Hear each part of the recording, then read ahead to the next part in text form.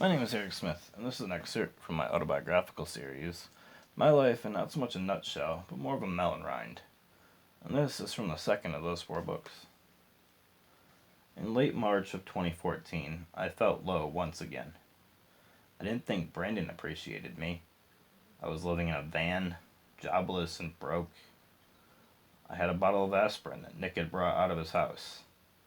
I was alone. Over the next few hours, I swallowed around 50 of those big white pills. Nick eventually came to the van to hang out and figured out what I had done. He immediately told his mom. Cindy is such a lovely lady. She opened the driver's side door and popped her head in. "Get in my van," she said sternly. "We're going to get some Chinese food, and then I'm taking you to the hospital." I obeyed. I couldn't eat very much Chinese food. The pills made their comeback in the bathroom. I apologized to Cindy for not eating because she still paid for me. She waved away my apology. At the hospital, Nick called Shran, who met us there. A nurse came in to take blood. She was having some difficulties getting any to go into the syringe and twisted it while it was inside my arm. That hurt a lot. I threatened her life if she had done that again. After a few hours of being pumped with saline solution, the nurse came in and told me that I would be fine. I asked when I could leave. "You came in here because you tried to kill yourself," she said curtly. "You're going to C-PEP." C-PEP stood for Comprehensive Psychiatric Emergency Program. It was at Binghamton General Hospital. We were at Wilson Memorial Hospital in the next town over. Shran and Nick sat in the hospital room with me for hours.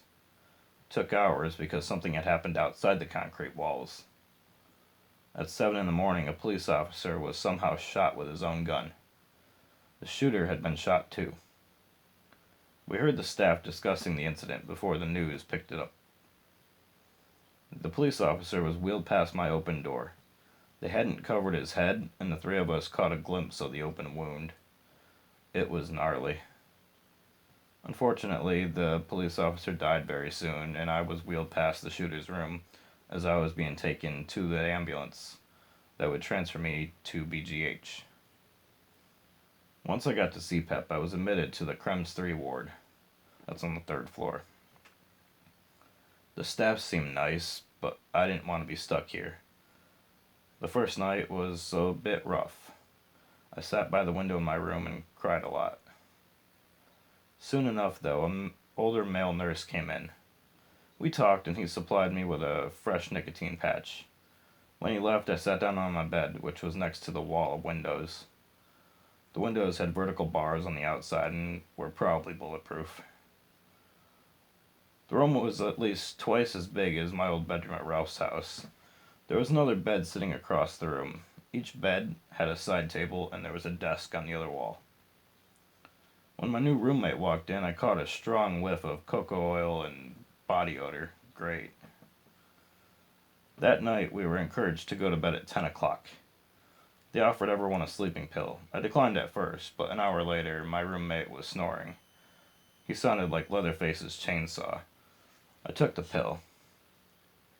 The next day, I explored a bit after a breakfast of cereal, eggs, and black decaffeinated coffee. There were about 20 bedrooms on the ward. There was a room at each end of the hall that had a heavy lock across the door with mesh on the window. There were 2 public bathrooms, but most of the rooms had private bathrooms. Mine did, so I wouldn't be needing these. There was also a game room with a piano in the corner. I played a few songs that I knew. The beginning of the Jaws theme song, Hedwig's theme, Chopsticks. The next room I came to had a big flat-screen television on the wall and about 15 chairs strewn around the room. The wall with the door to the hallway was a big window. Nobody was in here, so I watched some old episodes of Full House and Home Improvements. After talking to the doctors on the 3rd day, they diagnosed me with bipolar disorder 2. After 3 days with my noisy, stinky roommate, I requested a transfer. The staff obliged and gave me an empty room. Finally, I'll get a full night's sleep. The following day, I was allowed to leave. Someone had to pick me up, though, so I called Brandon from one of the 2 private phone rooms. Brandon came with Desiree in tow. I I didn't care. I just wanted to go home, get some real food, and smoke a cigarette. I did the latter as soon as I closed the door on the borrowed minivan.